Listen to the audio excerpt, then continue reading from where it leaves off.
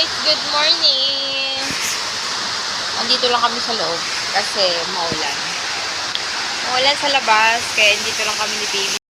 Oh, guys, si baby lalaro siya. Sobrang lakas guys.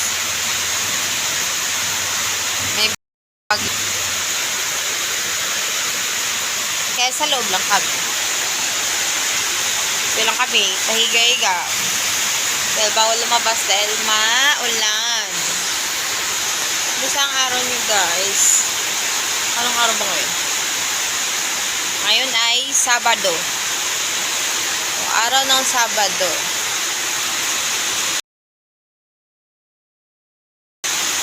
Gusto ko sana maglaba guys.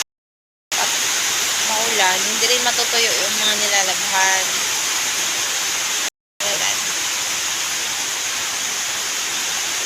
Kailangan talagang kailangan may dryer tayo kapag maulan. Busy laro. Hi, Priya! Busy siya guys. Hindi siya makalabas kaya.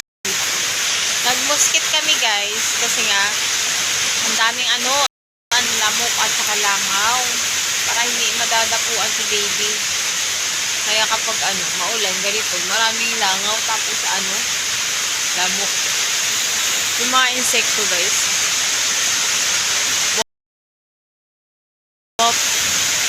Napasasalo yung mga insekto. Kasi nga wala pa nga kaming bintana at pintuan.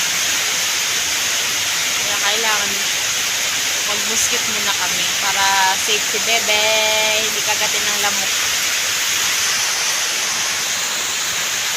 Pag ganitong tag-ulan pa naman guys, sarap kumain ng maiinit na sabaw, yung maglugaw or magsampurado, yung mga sarap kainin ng tag-ulan. Ang sarap yung parang mag-food trip kapag tag-ulan. Diba, naano nyo yung mga langgam, bago nga, kapag tag-araw, nag-i-impact sila ng pagkain. Dahil kapag, in case na umabot yung tag-ulan, meron na silang pagkain. Kahit na ulan ng ulan, meron na silang naka-impact ng mga pagkain. Ang talino ng mga langgam. Nag-impact sila ng pagkain habang tag-araw. Baga, hakot ng silang pagkain.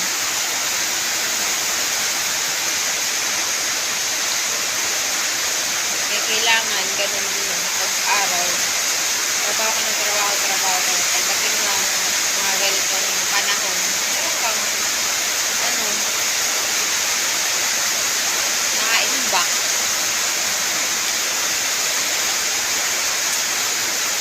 Maulan din ba sa inyo, guys? Nakakatama din kumilos guys kapag ulan. Nakakatama kumilos kapag maagal ng panahon. Tapos magkape, tapos yung parisan mo ng kakanin.